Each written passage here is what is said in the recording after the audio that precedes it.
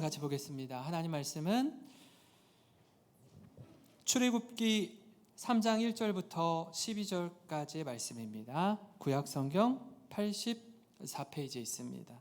출애굽기 3장 1절부터 12절입니다. 우리 한 절씩 교독하겠습니다. 모세가 그의 장인 미디안 제사장 이드로의 양떼를 치더니 그떼를 광야 서쪽으로 인도하여 하나님의 산 호렙에 이르매 여호와의 사자가 떨기나무 가운데로부터 나오는 불꽃 안에서 그에게 나타나시니라. 그가 보니 떨기나무에 불이 붙었으나 그 떨기나무가 사라지지 아니하는지라. 이에 모세가 이르되 내가 돌이켜 가서 이 큰 광경을 보리라. 떨기나무가 어찌하여 타지 아니하는고 하니 그때에 여호와께서 그가 보려고 돌이켜 오는 것을 보신지라. 하나님이 떨기나무 가운데서 그를 불러 이르시되 모세야 모세야 하시매 그가 이르되 내가 여기 있나이다. 하나님이 이르시되 이리로 가까이 오지 말라. 내가 선 곳은 거룩한 땅이니 내 발에서 신을 벗으라. 또 이르시되 나는 내 조상의 하나님이니 아브라함의 하나님 이삭의 하나님 야곱의 하나님이니라. 모세가 하나님 배웁기를 두려워하여 얼굴을 가리매 여호와께서 이르시되 내가 애굽에 있는 내 백성의 고통을 분명히 보고 그들이 그들의 감독자로 말미암아 부르짖음을 듣고 그 근심을 알고 내가 내려가서 그들을 애굽인의 손에서 건져내고 그들을 그 땅에서 인도하여 아름답고 광대한 땅 젖과 꿀이 흐르는 땅 곧 가나안 족속 헷 족속 아모리 족속 브리스 족속 히위 족속 여부스 족속의 지방에 데려가려 하노라. 이제 가라. 이스라엘 자손의 부르짖음이 내게 달하고 애굽 사람이 그들을 괴롭히는 학대도 내가 보았으니 이제 내가 너를 바로에게 보내어 너에게 내 백성 이스라엘 자손을 애굽에서 인도하여 내게 하리라. 모세가 하나님께 아뢰되 내가 누구이기에 바로에게 가며 이스라엘 자손을 애굽에서 인도하여 내리까.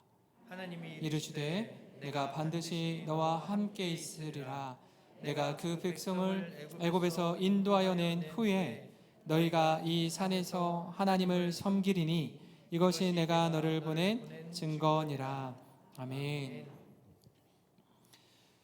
정현종 씨의 방문객이라는 시가 있습니다. 아마 몇몇 분들은 이 시를 들어본 적도 있을 텐데요. 제가 한 구절 읽어드리겠습니다. 사람이 온다는 건 실은 어마어마한 일이다. 그는 그의 과거와 현재와 그리고 그의 미래와 함께 오기 때문이다. 한 사람의 일생이 오기 때문이다. 부서지기 쉬운, 그래서 부서지기도 했을 마음이 오는 것이다. 이런 시인데요. 제가 이 시를 읽으면서 사람을 만나고 알아간다는 게 얼마나 소중한 것인지 좀 깨닫게 되었습니다. 그리고 목회자는 성도님들을 만나고 또 삶을 듣고 말씀 가운데 이렇게 나누지 않습니까? 그러다 보니까 한 분 한 분 성도님들을 만날 때마다 이분의 과거가 어떠했는지 오늘 어떻게 지내고 계시는지 이 이야기들을 나누면서 마음이 먹먹해질 때도 있고요. 하나님께서 한 분 한 분 한 사람 한 사람을 어떻게 빚어가시고 세워가시는지 볼 때마다 그 얼마나 감사한지 모릅니다. 왜냐하면 저마다 그 인생을 통해서 경험한 흔적, 하나님과의 만남이 있기 때문에 그렇습니다. 때로는 기쁘기도 했고 때로는 아프기도 했던 그 시간들이 대나무 매듭 한 매듭 한 매듭 짓듯이 켜켜이 쌓여서 오늘의 저와 여러분이 되었기 때문에 그렇습니다. 그런 측면에서 오늘 우리가 함께 나눌 이 말씀 역시 하나님이 모세라는 한 지도자를 부르시고 그를 어떻게 세우고 빚어가시는지 또 하나님이 하나님의 꿈을 한 사람을 통해서 어떻게 펼쳐가시는지 그 사명을 주시는데요. 이 시간을 통해서 우리 자신을 돌아보고 또 모세의 삶을 통해 도전받고 또 은혜 받는 귀하고 복된 시간이 되기를 소망합니다. 모세가 태어나기 전에 좀 배경을 좀 같이 말씀드리면요. 요셉이 애굽의 국무총리가 됩니다. 그리고 나서 형들에게 이렇게 말하죠. 형님들, 제가 애굽의 총리가 되었는데 아버지 야곱과 또 모든 가족들을 모시고 애굽으로 오십시오. 고센 땅에서 편안하게 노후를 보내고 안전하게 제가 좀 보필해 드리겠습니다. 그래서 온 야곱의 가족이 70명이었습니다. 70명이 애굽에 와서 사는 가운데 400년의 시간이 흘러갑니다. 창세기와 출애굽기 사이가 400년입니다. 그동안에 이 이스라엘 백성들이 엄청나게 많은 무리가 되죠. 이 히브리인들이 너무나 많아집니다. 그리고 400년의 시간이 지나니 애굽의 총리였던 요셉을 기억할 리 만무한 그 새로운 파라오가 등장합니다. 근데 그가 이렇게 백성들을 보니까 위기 의식을 느끼는 거예요. 뭐냐면 이 히브리 백성들이 노예로 있는데 전쟁이 났을 때 이들이 우리를 대적해서 적군들과 함께 공격하지 않을까. 왜냐하면 수가 너무나 많기 때문에 종으로 노예로 있지만 위협적인 존재가 되는 겁니다. 그래서 파라오가 어떤 명령을 내리죠? 사내 아이를 낳으면 죽이라는 명령을 내립니다. 근데 이 히브리 산파들이 그 일을 감당하기에는 하나님이 너무 두려운 거예요. 못하겠는 거예요, 도저히. 그래서 하얀 거짓말을 하죠. 왜 죽이지 않았냐라고 했을 때 히브리 산모들은 건강해서 우리가 가기 전에 이미 아이를 낳아버립니다. 그래서 이게 딸인지 아들인지 모르겠습니다. 그래서 이제는 아예 모든 히브리족 속의 아들들은 다 태어나면 나일강에 던져버리라고 명령합니다. 그때에 누가 태어나죠? 모세가 태어나는 거예요. 모세의 아버지는 아므람, 모세의 어머니는 요게벳이었습니다. 근데 모세는 셋째였어요. 첫째는 미리암 누나, 둘째는 형 아론이 있었습니다. 이 셋째 모세를 낳았는데 너무나 눈에 넣어도 아프지 않을 귀한 아들이죠. 근데 어떻게 나일강에 던집니까? 그래서 세 달을 데리고 있다가 아기의 울음소리도 커지고 도저히 숨겨둘 만한 상황이 되지 못하여 방주, 뭐라 그러죠 이걸? 갑자기 까먹었네. 조그마한 요람 같은 걸 이렇게 만들어 가지고 갈대상자를 만들어서 이제 나일강에 띄우죠. 하나님, 이 아들을 주님 손에 맡깁니다. 그리고 먼 발치에서 누나 미리암이 보고 있습니다. 그때 애굽의 공주가 목욕하러 나왔다가 그 갈대상자에 담긴 아이 딱 봐도 알죠. 히브리인이구나. 근데 하나님의 전적인 은혜로 그가 구원받고 정말 죽음의 위험 가운데 처해 있던 한 아들이 이제는 완전히 반전이 되어서 이집트의 왕자로 자라게 됩니다. 그러니까 하나님의 반전은 너무나 놀랍죠. 기적 같은 일이 일어나는 겁니다. 죽을 수밖에 없는 아들이 살아났을 뿐 아니라 생명을 구했을 뿐 아니라 어머니가 유모가 되어서 어머니의 신앙 안에서 이집트의 왕자로 장성하게 됩니다. 당시 최고의 왕궁 학교에서 최고의 학문을 교육받으면서 아주 건장한 왕자가 되는데 그의 나이 40세. 무엇이든 할 수 있을 나이 아닙니까? 근데 문제는 자신이 그토록 어머니 미리암을 통해서 교육받은 자신의 혈통, 자신의 정체성이 무엇인지 아는데 보니까 애굽의 병사들이 이 히브리인들을 굉장히 심하게 다루고 함부로 대하고 때리는 걸 본 겁니다. 그래서 어떻게 하죠? 좌우를 둘러봐요. 좌우를 둘러보고 사람이 없음을 확인하고 그 애굽의 병사를 쳐 죽입니다. 그리고 묻어버리죠. 이건 애굽 이집트 병사와 히브리인들 간의 주종 관계에서 일어나는 일이라고 생각했습니다. 안타까운 마음에 그렇게 한 거죠. 근데 그 다음 날 자기 동족끼리 다투고 있는 거예요. 억장이 무너지죠. 지금 너희들 상황이 이렇게 초라한데, 이렇게 비참한데 왜 싸우냐? 이래서 되겠냐? 뭐라고 하죠? 누가 너를 우리의 재판장으로 삼았냐고. 너 어제 보니까 이집트 병사 하나 죽이던데 우리도 죽일래? 자기는 좌우를 둘러보고 아무도 이 사실을 모를 거라고 생각했는데 소문이 다 난 거예요. 다 알고 있는 거예요. 겁이 덜컥 나죠. 이집트의 왕자가 병사를 하나 죽였으니. 그래서 도망갑니다. 미디안 광야로 도망가요. 갑자기 이집트의 왕자의 자리에 있다가 정말 초라한 목동이 되어버려요.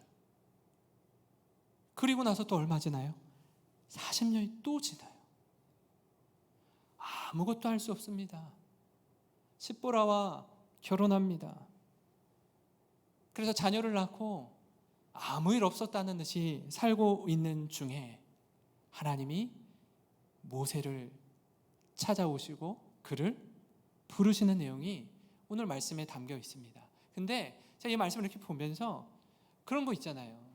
하나님, 제가 잘 나갈 때, 성공했을 때, 높은 자리에 올랐을 때, 좀 재물도 많을 때, 사람들이 알아줄 때, 이때 하나님, 제가 주님을 위해서 헌신하겠습니다. 저 좀 마음껏 사용해 주십시오. 이런 때 있잖아요.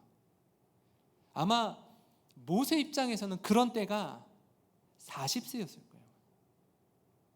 이집트의 왕자로 있고 모든 학문과 모든 기술들을 다 연마하고 사람들이 알아주고 주목받을 때, 이때 쓰임받으면 하나님께도 영광이요, 쓰임받는 자신에게도 기쁨이요, 일석이조 아닙니까? 근데 이때 부르지 않으시는 거예요. 언제 부르셔요?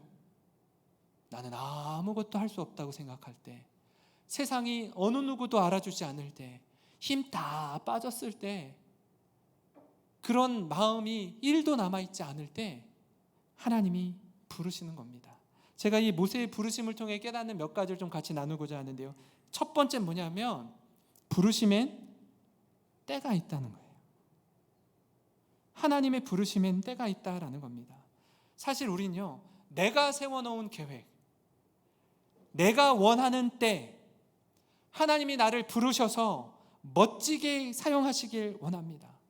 근데 모세를 보니 그러지 않을 수도 있구나라는 걸 깨닫는 거예요. 하나님의 때와 나의 때가 같으면 최고인데, 최적의 타이밍 같은데 하나님의 때와 나의 때가 다를 때도 있다라는 거예요. 하나님, 저 충분히 준비되었습니다. 지금 사용하시면 아주 하나님 이득 보는 겁니다. 근데요, 지금은 아니라고요. 지금은 못하겠어요. 어느 누구도 저를 알아주지 않습니다. 뭘 하고 싶어도 아무것도 할 수 없다고 그 생각할 때 하나님이 일하기 시작합니다. 우리가 주님의 때를 알아차리고 하나님 부르실 때 주여 내가 여기 있나이다, 나를 보내소서, 이사야 선지자의 고백처럼 그렇게 고백한다면 얼마나 좋겠습니까? 근데 그 타이밍이, 그때가 다른 경우 참 마음이 힘듭니다. 모세가 그랬습니다. 4절과 5절을 보시면요, 여호와께서 그가 보려고 돌이켜 오는 것을 보신지라 하나님이 떨기나무 가운데 그를 불러 이르시되 모세야 모세야 하시매 그가 이르되 내가 여기 있나이다. 하나님이 이르시되 이리로 가까이 오지 말라. 내가 선 곳은 거룩한 땅이니 내 발에서 신을 벗어라. 모세의 나이 80세 때 부르셔요. 애굽의 왕자의 자리에 있다가 미디안 광야의 목자로 지낸 지 40년이 흘렀습니다. 장인 이드로의 양떼를 치고 있었어요. 그때 하나님이 하나님의 산 호렙에 나타나셔요. 가시떨기 나무 가운데 불이 붙어 있는데요. 이게 뭐냐면 굉장히 얇고 가시덤불 같은 거예요. 그러니까 한번 불이 붙으면 굉장히 빠르게 확 타올랐다가 쉽게 꺼지는 그런 가시나무입니다. 근데 이게 확 불이 붙는 건 알겠는데 그럼 사그라들어서 이게 꺼져야 되는데 꺼지지 않고 계속 활활 타고 있는 기이한 광경을 보는 거예요. 이걸 좀 더 자세히 보기 위해서 나아갑니다. 하나님이 그를 부르시면서 이리로 가까이 오지 말래. 네가 선 곳은 거룩한 땅이니 내 발에서 신을 벗으라. 왜 벗으라고 할까요?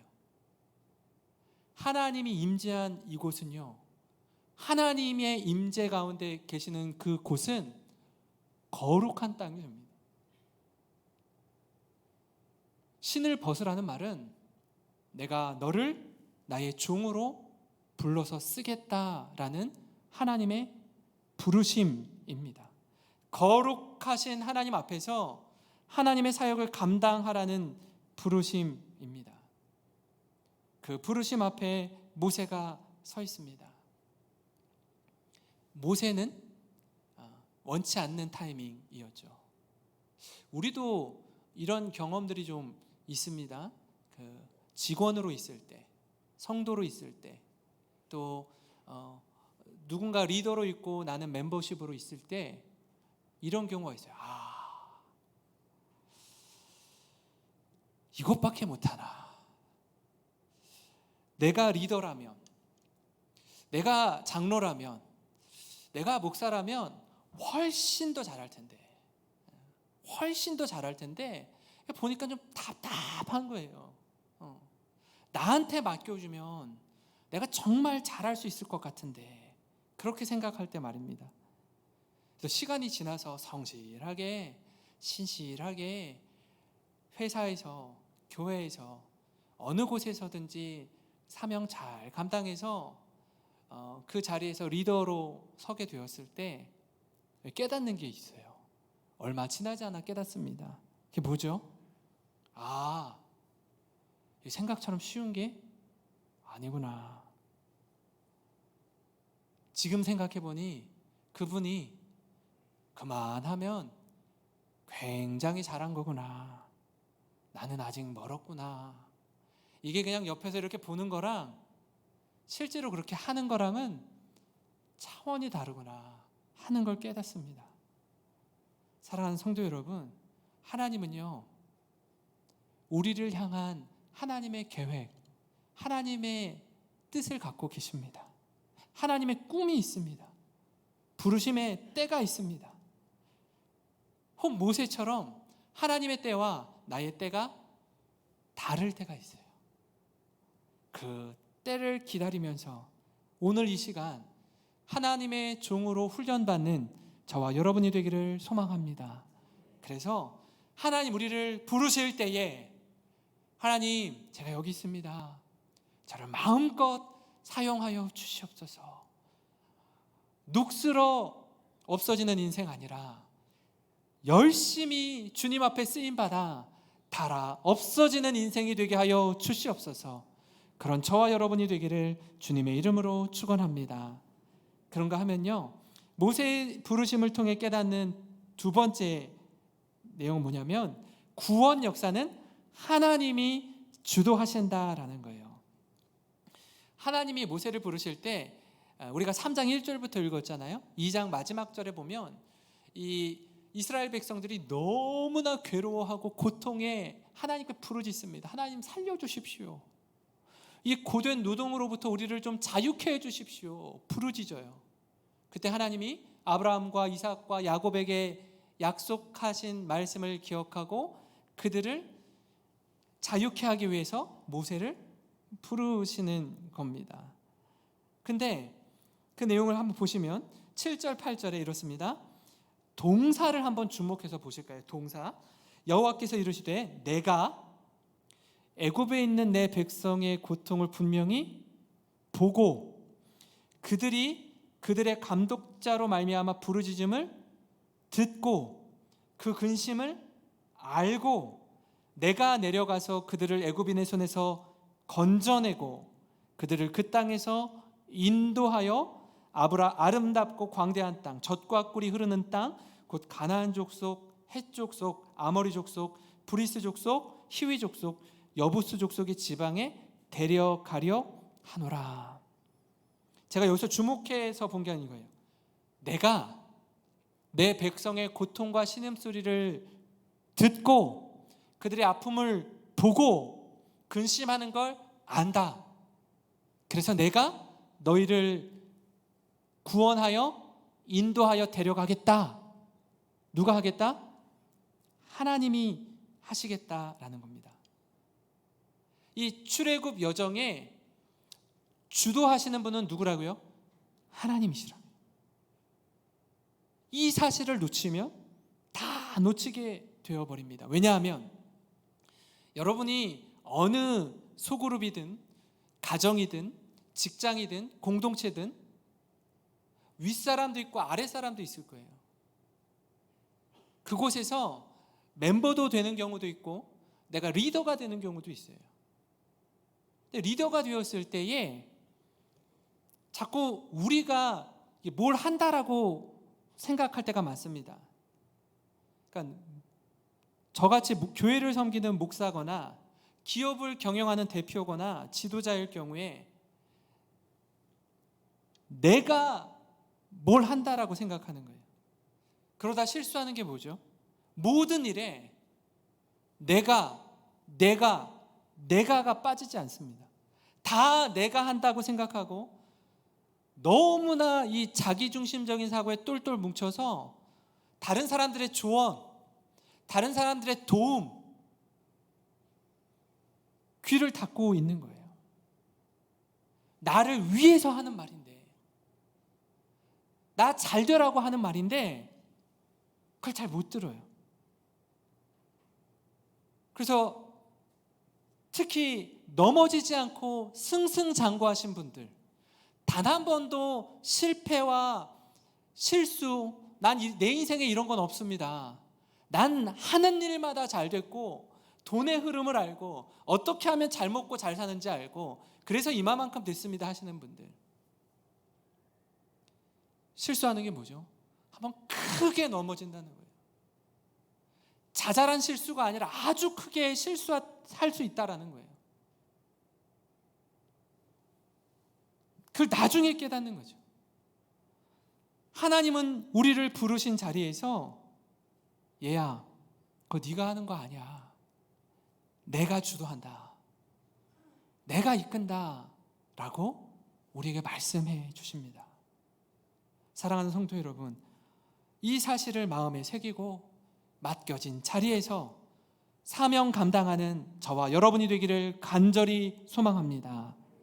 마지막으로요, 모세의 부르심을 통해 깨닫는 다른 한 가지는 하나님은 우리를 부르셔서 영광스러운 사역에 동참하게 하신다라는 거예요. 제가 오늘 말씀을 이렇게 전체를 보면서 오늘 설교 제목이 뭐죠? 내가 인도할 테니 네가 가라 하와이.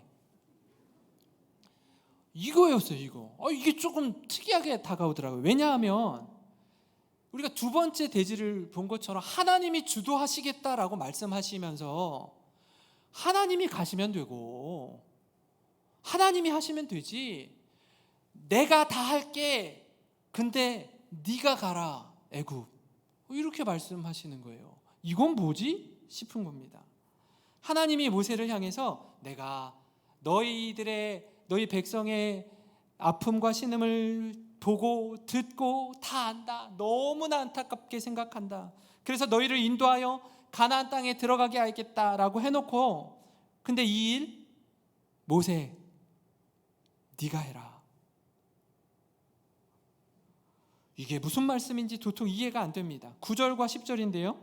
이제 가라. 이스라엘 자손의 부르짖음이 내게 달하고 애굽 사람이 그들을 괴롭히는 학대도 내가 보았으니 이제 내가 너를 바로에게 보내어 너에게 내 백성 이스라엘 자손을 애굽에서 인도하여 내게 하리라. 모세가 이 얘기를 듣고 굉장히 당황합니다.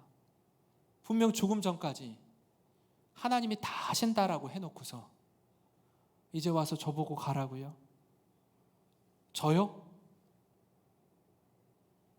제가 지금 이 나이에 가서 뭐 하라고요?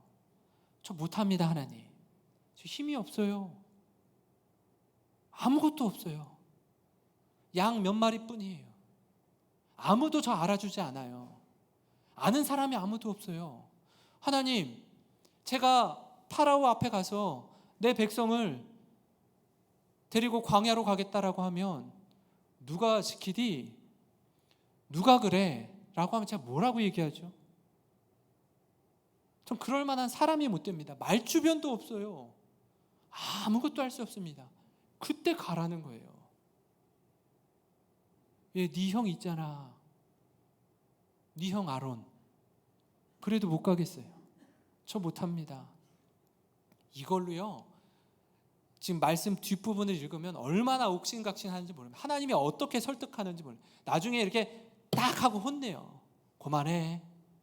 가. 보세요. 가라고 하는데 너 혼자 보내지 않겠대요. 내가 함께 가겠다는 거예요. 12절 말씀으로 같이 한번 읽어보겠습니다. 시작. 하나님이 이르시되 내가 반드시 너와 함께 있으리라. 네가 그 백성을 애굽에서 인도하여 낸 후에 너희가 이 산에서 하나님을 섬기리니 이것이 내가 너를 보낸 증거니라. 아멘. 네가 가라 애굽이라고 말씀하시는 하나님이요, 하나님 내가 너와 함께 가겠다라고 말씀하는 겁니다. 너 혼자 보내지 않겠대요. 이 약속 믿으십니까? 하나님 우리를 결코 혼자 두지 않겠다라는 겁니다. 제가 이 말씀을 보면서 이렇게 생각이 들더라고요. 천지 만물을 창조하신 하나님께서, 모든 걸 하실 수 있는 하나님께서 내가 혼자 다 할 수 있지만 너와 함께 하기를 원한다. 그 사역의 자리로 우리를 초청해 주시는 겁니다. 내 너와 함께 일하기를 원한다. 동역하기를 원한다. 이게 얼마나 기쁜 일입니까? 얼마나 감사한 일입니까? 하나님 혼자 하실 수 있는데 하나님이 우리를 부르셔서 우리와 함께 하시기 원한대요.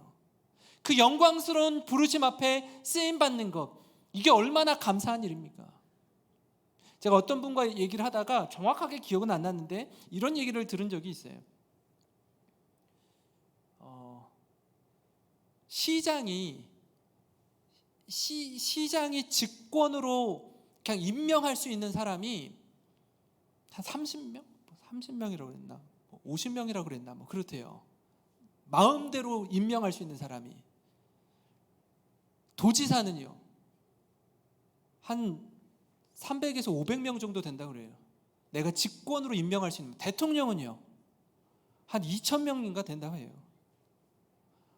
그냥 이렇게 임명하면 되는 거예요.